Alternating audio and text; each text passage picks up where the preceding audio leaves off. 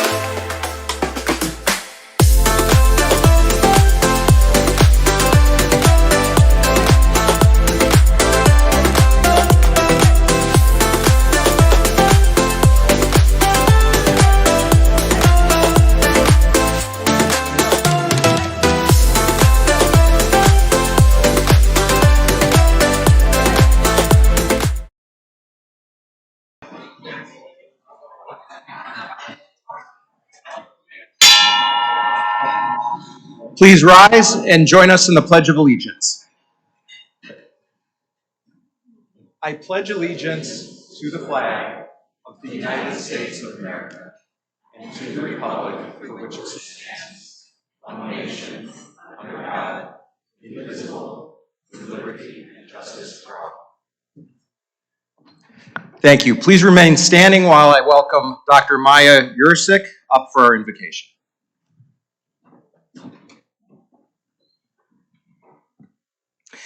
Dear Rotarians and guests, we were drawn to Rotary in part because its goal of advancing understanding, goodwill, and peace through fellowship, united in the ideal of service, resonated with us. And we're familiar and comfortable with the four-way test, which Rotary posits as an ethical guide to business and personal relationships. After all, we see it at the front of the room at every meeting, right behind me. This test was adopted in the 1940s and copyrighted by Rotary in 1954. And back then, asking, "Is it the truth?"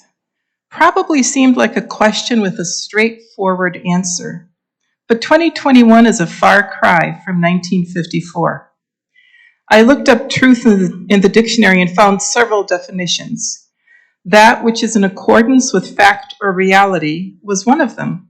I think that was probably the accepted definition back in the 1950s and is what I was taught when growing up. However, there are other definitions. I also saw a fact or belief that is accepted as true listed, and I suspect that's a more accurate definition for our times. We're living in an era of post-truth discourse when we're seeing the disappearance of shared objective standards for truth, an era where feelings carry more weight than evidence, where lies are called alternative facts or aggressive euphemisms, and dissembling has become a challenge, a game, and in some cases, a habit.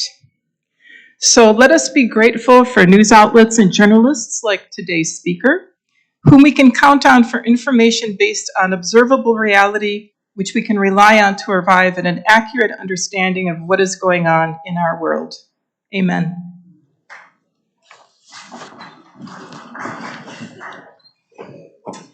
Thank you, Maya. And I'd also like to thank our rotating Rotary sponsors whose logos ran on the screen before the presentation. If you or your organization are interested in either a short video or having your name on the rotating sponsorships, please contact Mary. I'd like to welcome our virtual audience, our Rotarians joining remotely, as well as the Wisconsin Eye audience who are streaming this program live on television. Also, I would like to welcome our Rotary guests today. Please stand when I call your name so we can welcome you. Rachel Arndt, RA Consulting. Lucien Baudry, Reinhard Borner Van Duren, Gregory Bullish, Lieutenant Submariner for the Navy and soon-to-be student at Harvard University. Dr. Susan Taylor, recently retired from Children's Hospital. Dr. Chris Dodgen from Freighter Hospital, and Rodney Hill. I'd also like to welcome Rich Orton, a partner with Gas Turek LLC. Rich is enjoying a complimentary membership with Rotary through the remainder of 2021. Rotary's established relationships with multiple leadership organizations in the Milwaukee area, one of which is Forward 48, Milwaukee's premier leadership development program. We hope that Rich will be one of the many graduates of Forward 48 and will engage with Rotary afterwards. We're very happy to have all of you at Rotary. Welcome.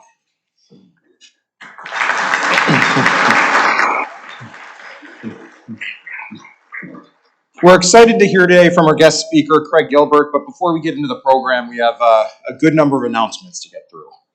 The first one, and this is important, so please listen carefully. Next week, meeting Tuesday, July 27th, the meeting will take place at the Milwaukee Urban Stables. For one of the few times I can remember in my 15 years, the meeting will not be held here at the War Memorial Center. So we'll continue to remind everybody, we're hosting a celebratory lunch and toast at the stables, not just to celebrate a Bucks championship a week after the fact.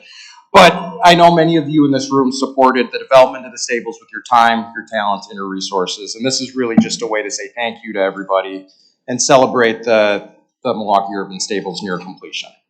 Please dress comfortably. It will be a casual lunch with Saz's. They're serving burgers, brats, and most importantly, beer. And it's going to be a chance for everybody to really see the stables. There'll also be a live bluegrass band, The Fog, and a champagne toast at 12:15. For those of you who haven't been there, stables are located at the corner of First and Lincoln. Handicap parking is available immediately in front of the stables. There's ample street parking available as well. So Rotarians, we're welcome to bring guests. I think one change is please let Aaron know by noon on Friday if you intend to bring guests or not to the Milwaukee Urban Stables. Thank you to Avi Lank and Tony Fronda for putting together this week's Thai Rotarian tour, the Pabst Mansion. Photos were taken by Strang associate Kate Felt and were shown on the screens before the meeting began. It was an incredible experience for those who were able to attend, and we look forward to our next Thai Rotarian opportunity. Please continue to watch emails and announcements here to see what that is, another great benefit for Rotarians. A couple socials are coming up. We're happy to announce that our first in-person social hour in almost 2 years is taking place on Thursday, July 29th at the Milwaukee Yacht Club. So starting at 5 o'clock, there'll be appetizers and a cash bar, chance to mingle with fellow Rotarians and enjoy our lakefront in the summertime. We also have the Beer Connector Group meeting on Tuesday, July 27th at 5:30 p.m. They're going to be meeting at Company Brewing in River West. So, between those couple opportunities, as well as the Milwaukee Urban Stables event next week, a lot of really great opportunities to connect with your fellow Rotarians. Another reminder, the committee sign-up forms were emailed out last week. There's also copies on the table. If you've missed it in your emails, please check your spam folders. There's a good chance they may be there if you don't recall seeing it. Fill out the paper copies, fill out the forms. You're welcome to leave them on the registration table, to email them in to Aaron and Mary. Please try to get those forms in no later than July 30th, and let's make this another great Rotary year. One final quick note, parking. So leaving the facility today in the parking garage, on the way in, there's a center lane that's dedicated to people coming in. As we leave, that's an exit lane. That's a reversible lane. So make sure we're utilizing both lanes. You put the ticket in that everybody received on their way in first, and please remember to grab one of the validation tickets off the tables. Those go in second, and that'll open the gate. There's a lot of construction out there, so be patient, but using both lanes should really help with getting us out of here. So now Aaron Richards, National Education Reporter for USA Today, will introduce our speaker.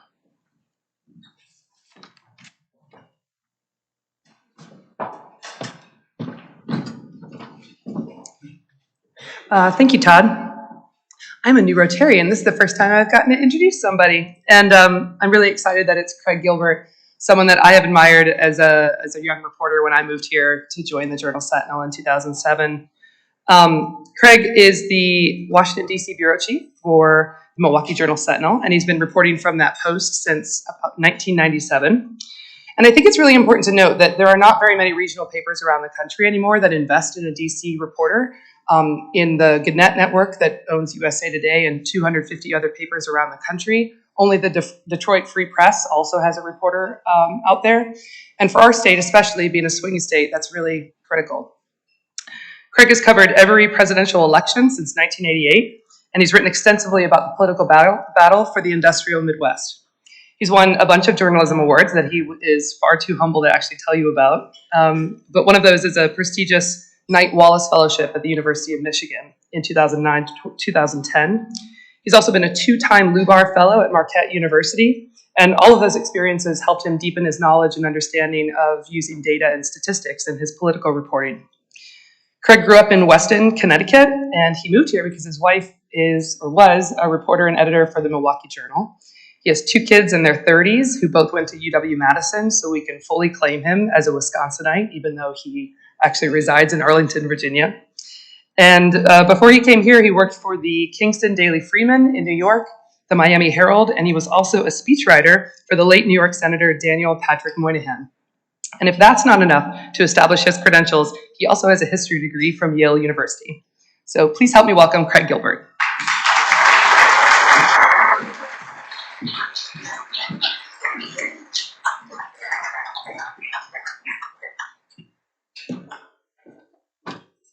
Stoop over a little. Thank you, Aaron.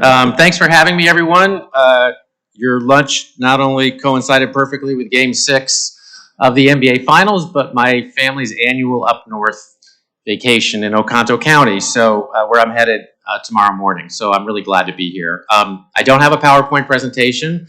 I'm going to keep this informal and conversational, and I'm also promised to leave plenty of time for questions. I found that when you're talking about politics and elections, particularly in Wisconsin, it's good to leave a lot of time for questions. Whether I have answers or not, I'm not sure. But I thought I would talk both about the moment, which is, Wisconsin coming off the 2020 elections and headed into the 2022 midterms, a very big midterm election cycle in Wisconsin, but also step back and give you some perspective from somebody who, as has been noted, has been covering politics in Wisconsin for a very long time about, the modern day and the changes I've seen in politics over that period of time. And so let me just sort of start with kind of what to me is a very striking paradox about Wisconsin politics, which is that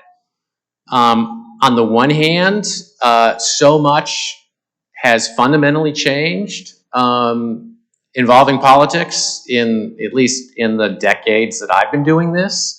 The media landscape is dramatically different. The political culture is different. If you look at, the regional voting patterns in Wisconsin over the past 30 years, they've changed. Politics is obviously a lot more partisan in many ways than it used to be. Social media, changes in what we refer to as mainstream media. So much is different, yet Wisconsin sort of persists very stubbornly as this sort of perpetual battleground. I mean, here we are once again, headed into the midterm elections, arguably one of the 2 or 3 kind of ground zero states in American politics, as we've been, again, since most of the time I've been doing this. I mean, my first presidential campaign that I really covered in earnest was 1992. So I covered the 2 Clinton elections, and from then on, Wisconsin has been a focus of attention, of inordinate attention on the part of presidents and presidential candidates, the 2 political parties.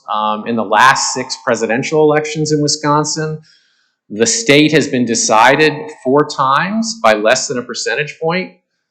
No other state has had more than 2 elections like that.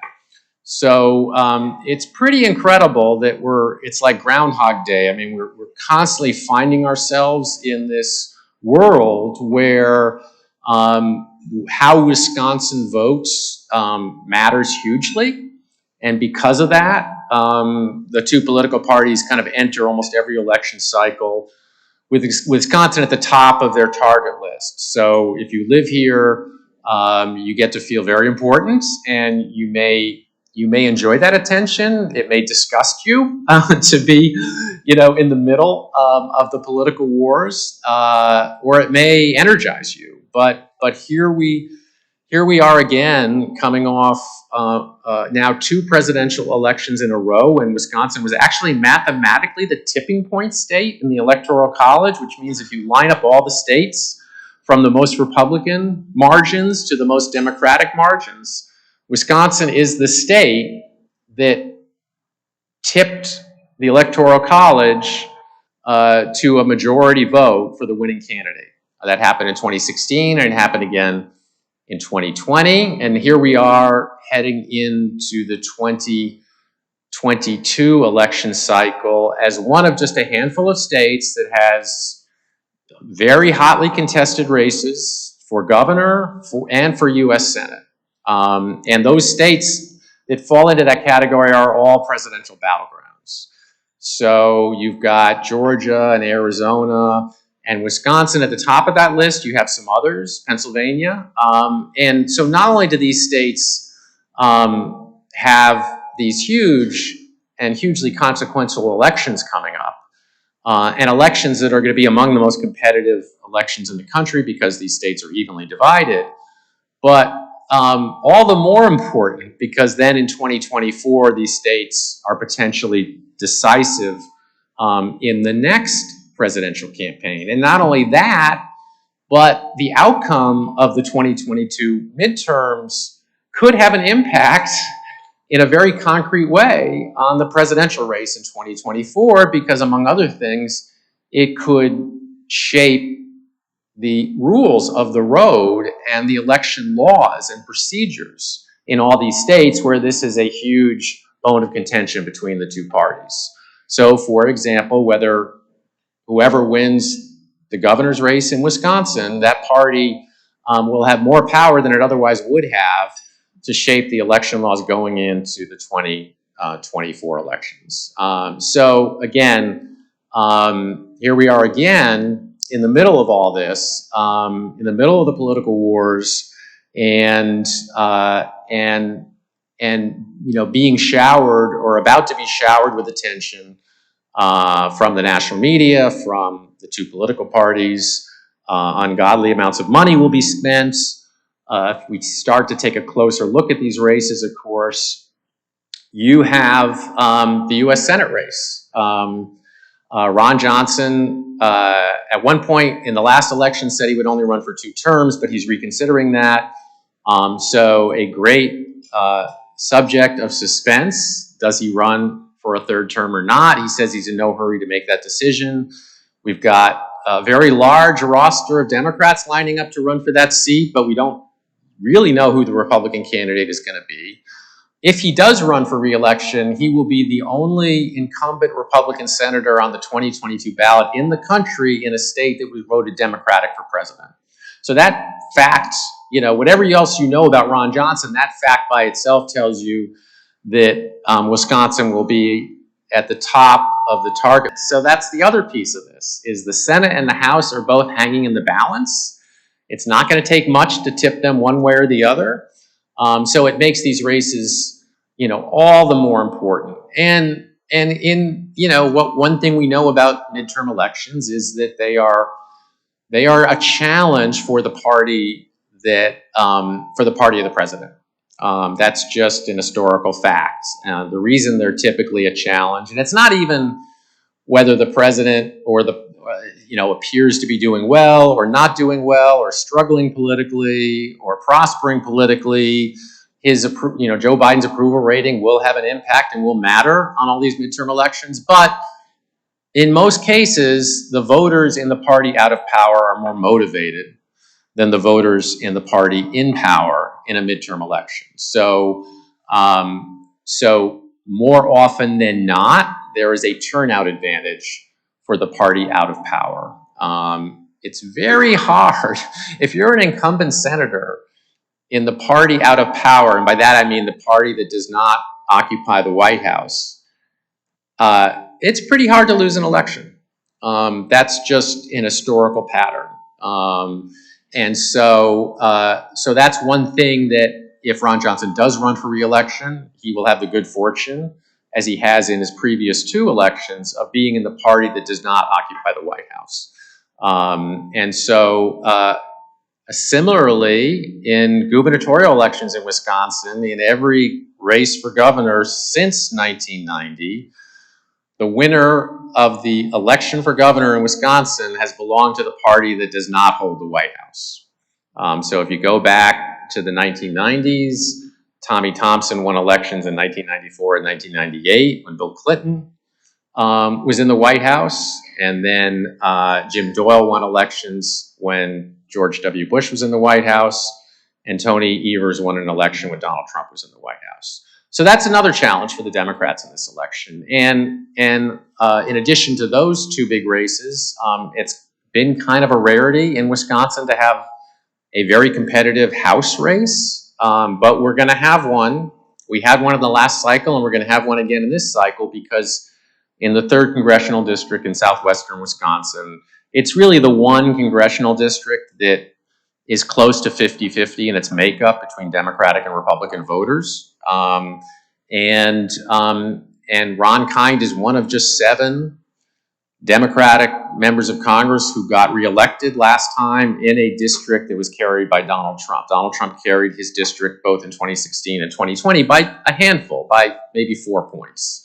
But it's gotten increasingly difficult, and one of the changes I was alluding to when I talked about the changes in politics, it's gotten increasingly difficult to kind of run against the tide in state elections and in district elections. When the national tide is headed one way, it's very difficult to fight that battle. It used to be commonplace, but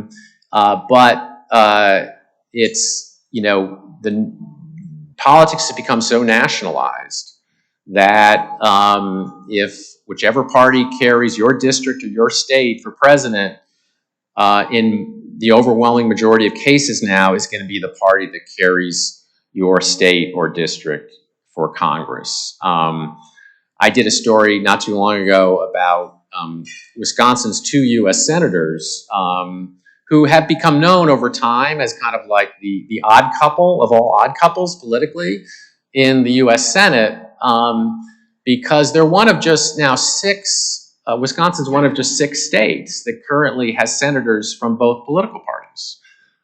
When I started doing this, about half the states in the country had senators from each political party. We refer to those as split Senate delegations, and the number has gone from 25 to 20 to 15 to 10, and now it's 6. Wisconsin is one of those states. West Virginia is one of those states. Montana is one. Pennsylvania is one. Maine is one, and Ohio is one. So among other things, this election will decide whether the odd couple, the political odd couple of Ron Johnson and Tammy Baldwin, will continue past this congressional term. What's even odder about this particular odd couple in Wisconsin is that they are like the oddest political odd couple of all time. I went back, there's a great political science tool, which is this sort of algorithm that takes all the roll call votes in Congress, and then it just figures out how similar or dissimilar every member of Congress is in their votes from their colleagues. And so you can actually measure this and quantify this. And I wanted to see how dissimilar Ron Johnson and Tammy Baldwin were compared to other pairs of senators and other odd couples over time. So I had to go back to the 1990s to find another pair of senators from the same state that were as different in the way they voted.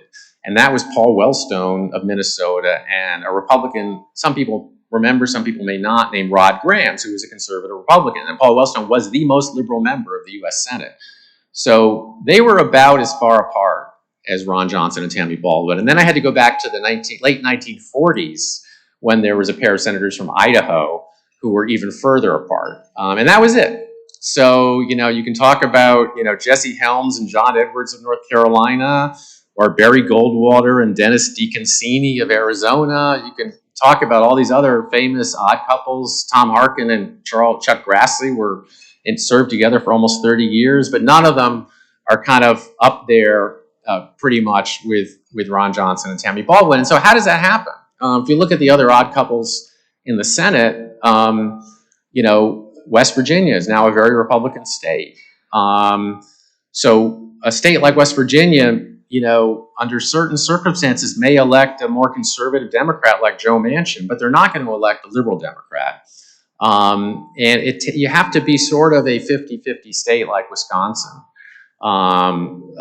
where it just takes a little bit of a shift from one cycle to another to elect a liberal Democrat in one year and a conservative Republican in the next year. And so the only 2 states right now that have done that are Pennsylvania and Wisconsin, because they are both 50-50 states. And Pennsylvania has Pat Toomey and Bob Casey that are pretty far apart. They're not as far apart as our 2 senators. But that is another reflection and illustration of sort of this space that Wisconsin occupies right on the 50-yard line of American politics. So we're looking at a very competitive race for governor by all accounts. We're looking at a very competitive race for Senate.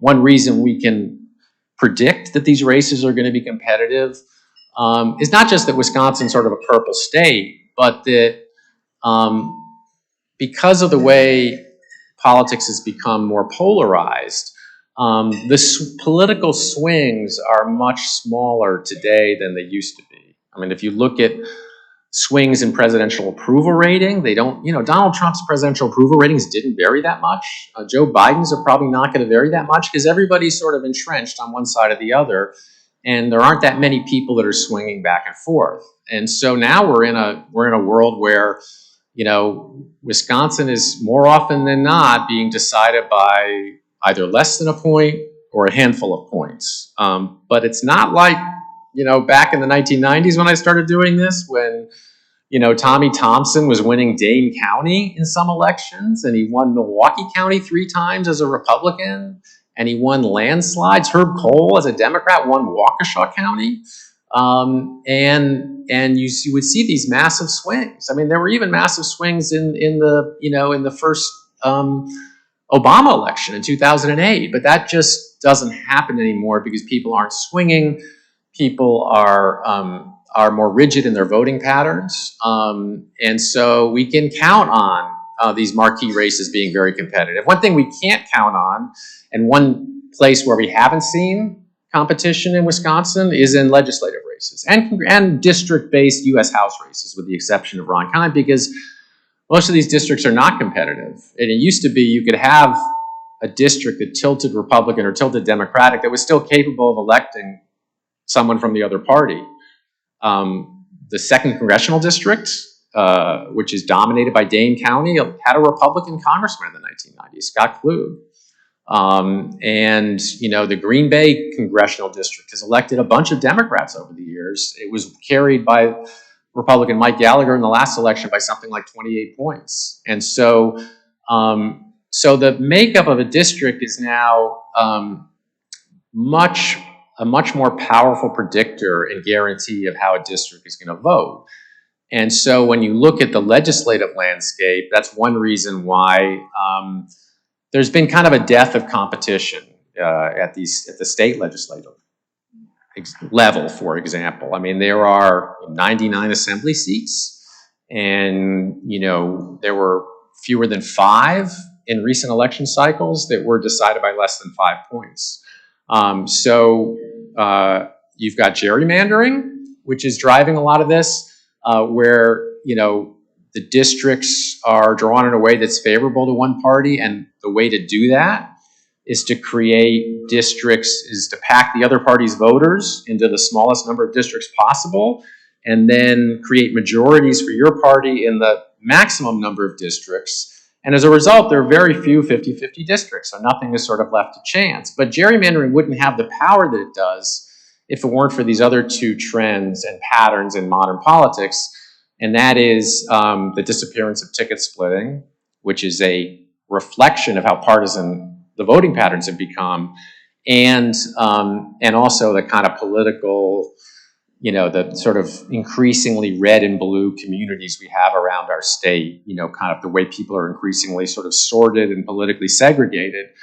The fact that, there are fewer purple places means there are going to be fewer purple districts.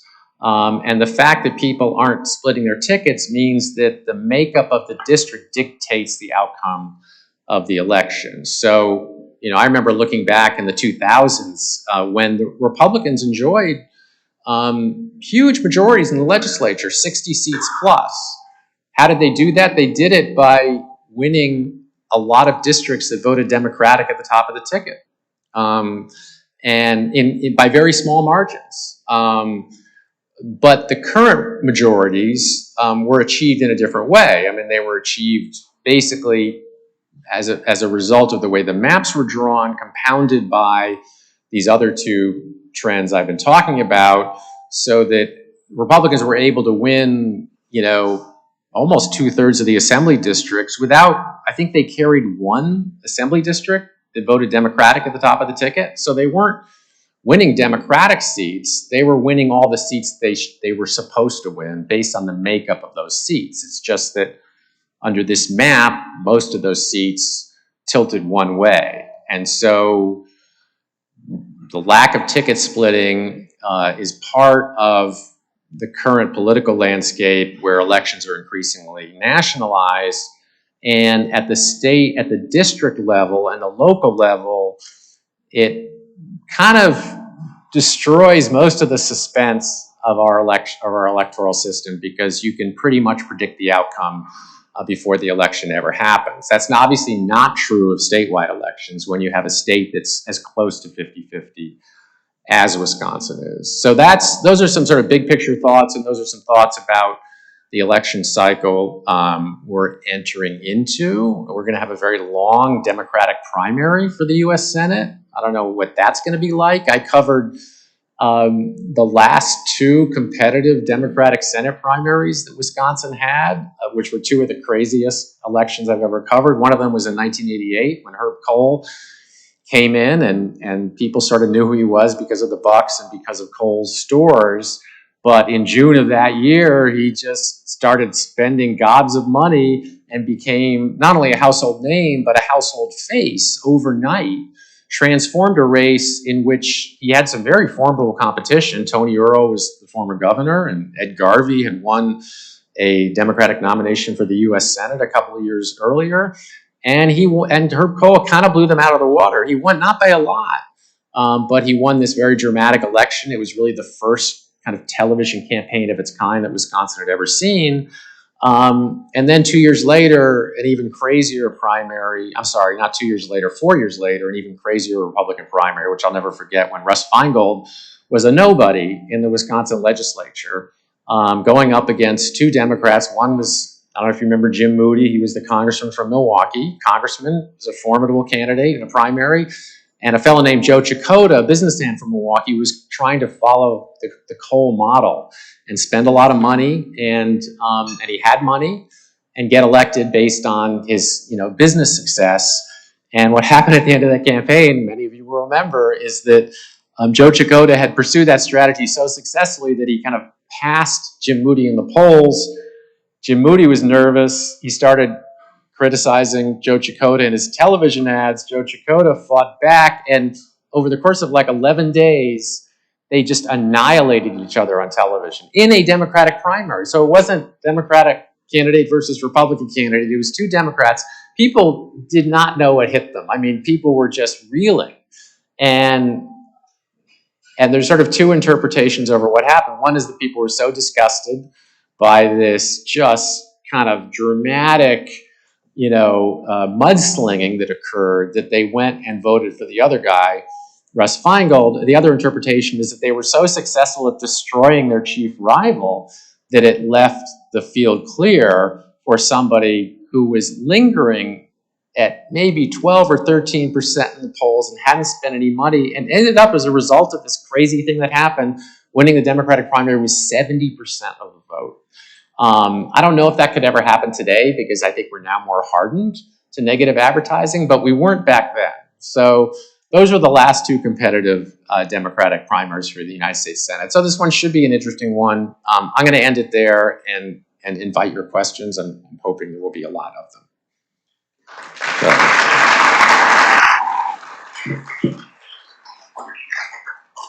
So should I just call on people from the audience? So, Abby, you had a question. You sort of mentioned the remapping that's going to be coming in the state legislature. Yeah. The governor's put a lot of effort into what he's calling fair mapping.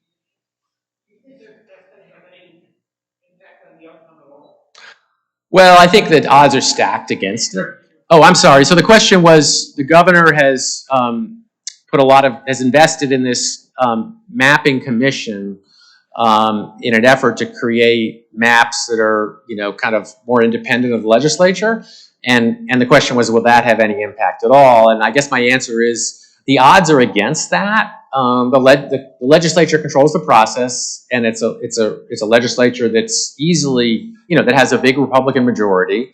And the big suspense really is how this is going to play out in the courts, because there will be a map produced by the Republican majority in the legislature. There will be maps produced by this commission, and there may be other maps produced by various Democratic authors. But then it's going to go to the courts. And so we don't know whether ultimately the state courts are going to determine or whether the federal courts are going to determine the maps. But there's a lot of potential for, I mean, this could go off in different directions. It's going to be messy. It's going to be bitter. But it has been the norm in recent decades for the courts to end up deciding the maps, or at least approving the maps. I mean, 2010 and 2011 was an exception to that. The current maps we have, it's been very unusual because it has not been the case that one party had unified control of state government at the time the maps were drawn, again, with the exception of 10 years ago. So, so it's going to be, you know, it's going to be a very contentious process, and it's just hard. It's kind of hard to game it out right now. Yes. Well, I don't know.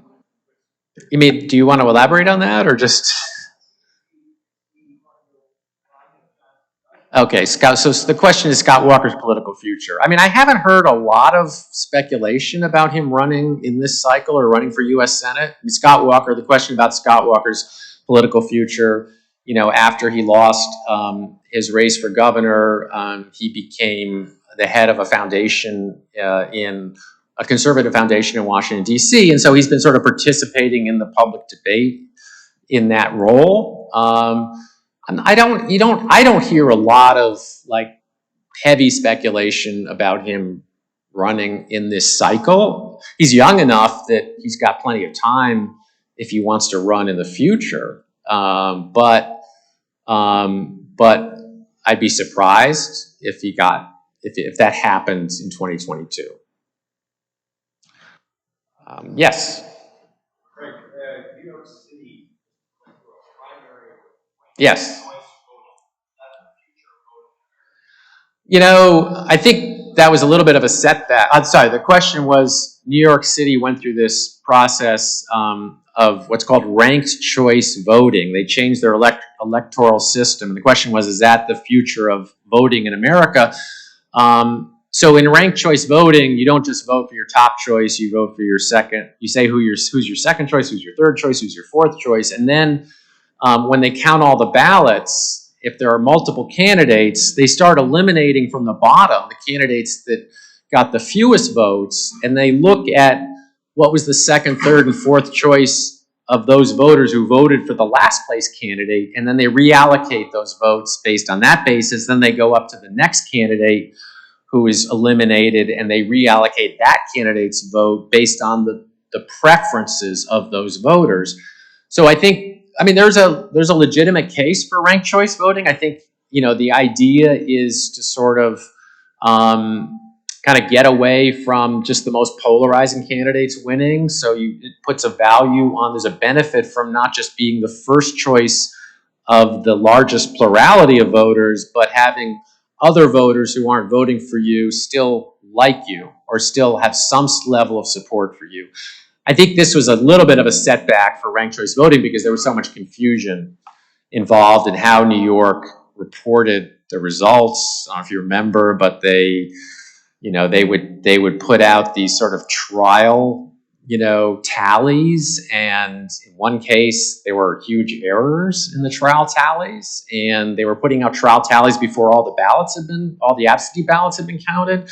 So it was a very chaotic scene, and so I don't know what the future is of ranked choice voting. I think this was a little bit of a setback for ranked choice voting. Yes, over here. You talked about political characterization, black characterization. How would you characterize media in Wisconsin, the two major newspapers, Madison and Milwaukee, So it's, well, the whole media landscape is, I'm sorry. So the question was, how would I characterize the media landscape in Wisconsin with the newspapers and other media in terms of kind of the political spectrum, I think was the question. And so it's a little bit of a complicated question because I think I alluded to this earlier. The media landscape is entirely different from it was when I started doing this, when you had two newspapers, the Journal and the Sentinel, that were owned by the same company, but did compete and did have independent editorial boards that were independent of each other, and one of them tended to endorse Republicans, and one of them tended to endorse Democrats. And then you had, you had you had more independent, smaller newspapers around the state that were not owned by the same company, and that were. I remember going around the state, like with Herb Kohl and Russ Feingold in these early campaigns. You'd be traveling around with them, and they'd go to small papers around the state, and they'd sit down with the editor of the paper, and it would be somebody who was the editor of this paper that was independently owned, and they knew the community, and they had been doing it for decades, and they were incredibly well informed about not just local issues, but about national issues, and you'd have these conversations, and it was really kind of stirring in a way. And of course, so much has changed. Obviously, the newspaper business has changed. It's consolidated, and it's also shrunk in terms of its relative share of the audience or the readership. You've had the rise of different kinds of media. Obviously, at one point you had the rise of talk radio, which is mostly a conservative medium. And then you had cable. And then with cable, you had the proliferation of liberal and conservative cable news, and so all these things are part of that same picture. And so everybody's got their own perceptions of the politics of different media outlets, and got their own opinions about the so-called mainstream media. But you have a spectrum from right to left and sort of in the middle, and everybody's, the trend, the landscape is changing all the time. The rules are kind of changing all the time. It can be confusing, I think, not only if you're in the media, but it's also, it can often be confusing for people who are consuming media with respect to what they're consuming and, what are the rules of the road? Are you, is this straight news reporting I'm reading? Is it analysis? Is it analysis with an attitude? Is it a straight out opinion? And so that's just, I think that's part of the complexity. It's very challenging. I think it's challenging for us. It's more contentious, certainly. In terms of your interactions. I remember the most contentious moment when I was in the Washington Bureau of the Milwaukee Journal and I've always had really good relationships with members of both parties, working relationships in terms of, covering them and them being accessible, whether they were conservative or liberal or Democratic or Republican. At one point when newspapers were shrinking and the Milwaukee Journal and Journal Sentinel stopped delivering newspapers to people's homes in every corner of the state, Dave Obey was the Democratic congressman for years from northern Wisconsin. And we stopped delivering the Milwaukee Journal or the Journal Sentinel to his constituents. And he called me up and he said, if you're not going to deliver the paper to my constituents, I'm going to stop talking to you. But he called me up to tell me that. He basically called me up to announce I'm boycotting your newspaper, don't take it personally. And then, he didn't talk to us. At one point, I wrote a story about him during his boycott, and he called me up to thank me for covering the event. But he was still boycotting us. And then eventually he stopped boycotting us and started talking to us again. But that was an isolated example. But now, you can have people that just, won't talk to you because they perceive you as being on the other side or being, as being too negative in your coverage. It's gotten a lot more contentious and also just there's a lot more explicitly partisan or ideological media than there used to be. And that's all part of,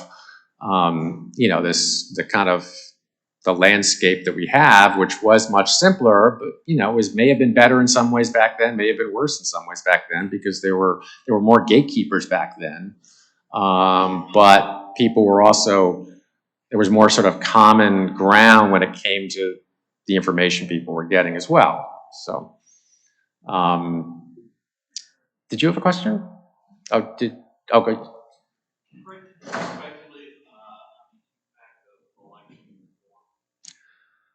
The question was, can I speculate on the impact of election reform? Did you have some particular reforms in mind, or do you mean like for example, all the battles that are going on right now about the election rules? So yeah, and I think that can be complicated too, because yes, and this is not a new thing. When you talk about the post-election wars, and they are wars over voting rules.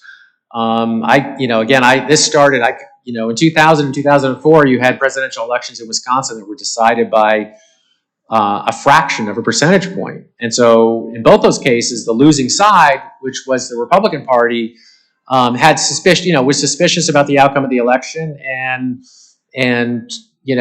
thought that maybe the election should have turned out differently.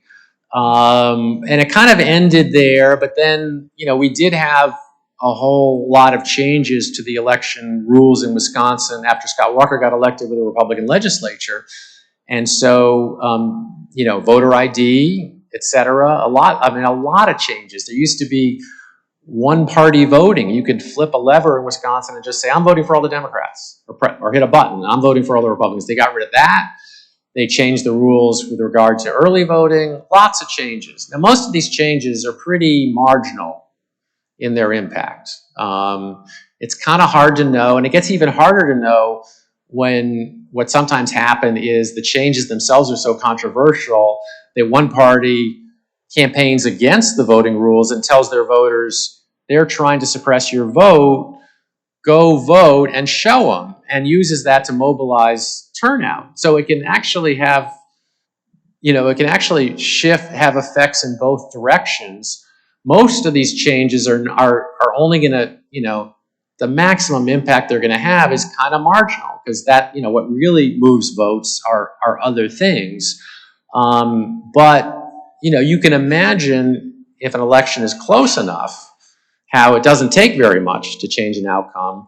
And I guess the most controversial changes, I would say, are not just whether you're going to have a smaller period of early voting, or whether you're going to, absentee voting is going to be conducted a little differently. I think the more consequential changes are when you talk about the ability, for example, of a legislature to override the outcome of an election or change who the election officials are. It's sort of like when you get into, the process of certifying election outcomes and overriding election outcomes. I think that's sort of the danger zone. And those kinds of changes are much more potentially consequential, even though, you can imagine other changes to the voting rules which can advantage one party or the other. And in most cases, whichever the party that's pushing the changes is not pushing them unless they think they're advantaged by them. They're certainly not pushing them if they think they're disadvantaged by them, because this is where they live. I mean, it's all about winning elections. So, yes. In our democracy, the people vote for the representatives. The representatives then, in this election, vote for the laws. But then a single judge will overturn that. That doesn't seem quite right. So the question was, voters vote for their politicians or their office holders, and office holders make the laws, yet a single judge can overturn a law or an election, or either. A law. And yeah, so that is our system, and it, I think if you looked at it on a case-by-case basis, some people may find those decisions outrageous, some not, and that may vary from case to case. But I don't know what the alternative would necessarily be to.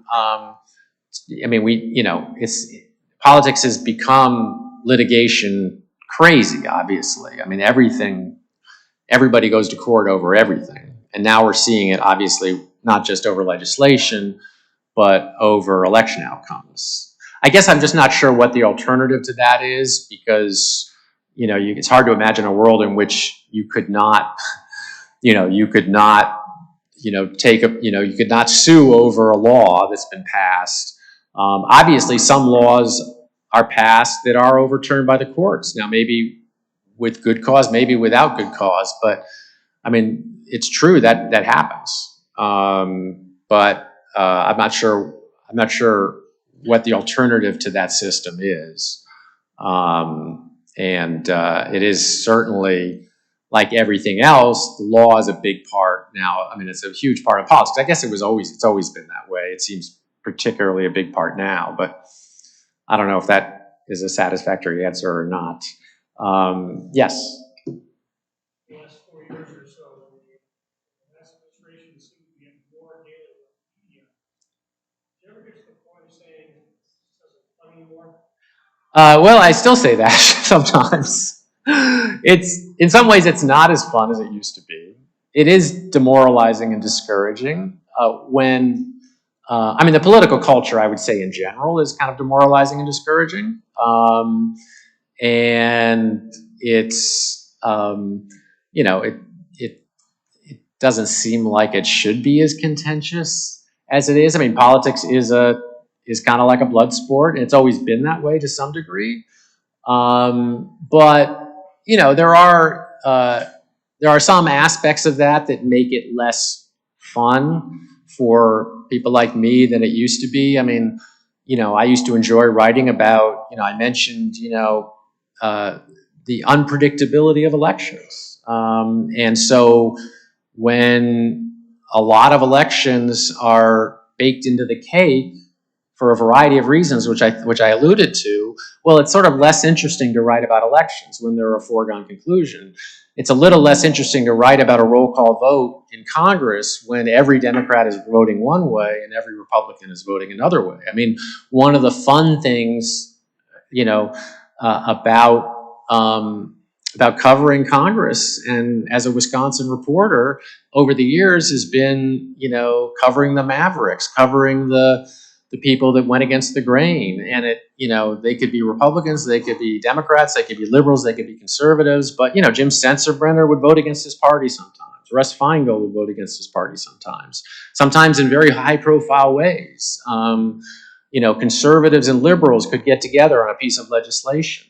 I remember I spent a lot of time because of Russ Feingold covering McCain-Feingold, the election reform. It's a very controversial law. You may hate it, you may love it, but it was pretty much the last major piece of legislation I can remember that was passed the way it was passed. And it was passed in 2001, and it started with John McCain, a Republican, and Russ Feingold, a Democrat. They had an idea about limiting, quote, soft money that could be raised by the two major parties. And then in order to get this passed, they had to keep recruiting new colleagues to sign on to the legislation. And so some of these people had their own, every member of Congress has an opinion about campaign finance. So some of them had their own opinions about what should be changed. And they would every one of them would add something to the bill, and the coalition would grow. And they were legislating basically in the hallways and on the floor of Congress, weird coalitions of Democrats and Republicans. And this piece of legislation, actually, which most Republicans really didn't like, ends up getting passed by, I believe, at least one and possibly both chambers were controlled by Republicans. And the president, a Republican, George W. Bush, signed it, even though his own party didn't like the legislation. So, like I said, it's not a defense of the bill. You can like it, you can not like it, but it was the way people sometimes legislated back then. It was a very interesting process to cover and write about because they were legislating from the bottom up. And so much of what happens in Congress now is also getting a little afield of your question, but when it comes to things that aren't as much fun as they used to be, is dictated. It's not as much fun for members of Congress either because the committees have lost power to the leadership. The leadership in both parties tends to dictate everything, and you know, you see the party line voting and how rare it is for parties to buck their leadership on big issues. So anyway, to me, in many ways, that is a less interesting world. So yes, back there. Okay.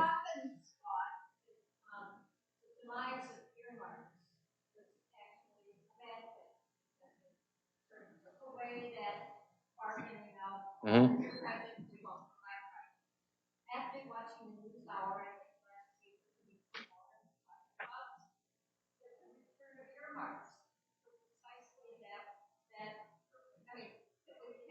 Right. So people do make that argument, and actually earmarks are returning. Now they've been, quote, reformed in the sense that there have been changes to the process. They have to be more transparent. You know, you can go and find them all on the internet. You can see which members of Congress are sponsoring earmarks. The question was about earmarks, and the argument that some people have made that the demise of earmarks was a negative because it was one way of kind of, you know, assembling coalitions for legislation, and now they're coming back after 10 years. An earmark is a piece of spending that is requested by an individual member of Congress for their state or district. And so in the old days, they were pretty much synonymous with pork and waste, and there were a lot of earmark scandals. So they're bringing them back under a different system where there is more transparency. There are limits on the number of earmarks you can request, on the amount of money earmarks can represent in a piece of legislation, and there is support, pretty overwhelmingly support in the Democratic Party, but also majority support among House Republicans for earmarks. But not everybody supports them. So some members are just not participating. I think of the 8 House lawmakers from Wisconsin, all 3 Democrats and Scott Fitzgerald, a Republican, requested earmarks. I think the other 4 Republicans are not requesting earmarks. But even of those 4, not everyone said they were dead set against earmarks. So we'll see. In theory, it's supposed to make it easier to pass appropriations bills because then you can bring together coalitions from both parties because they have an investment, they have a personal stake in these bills. So.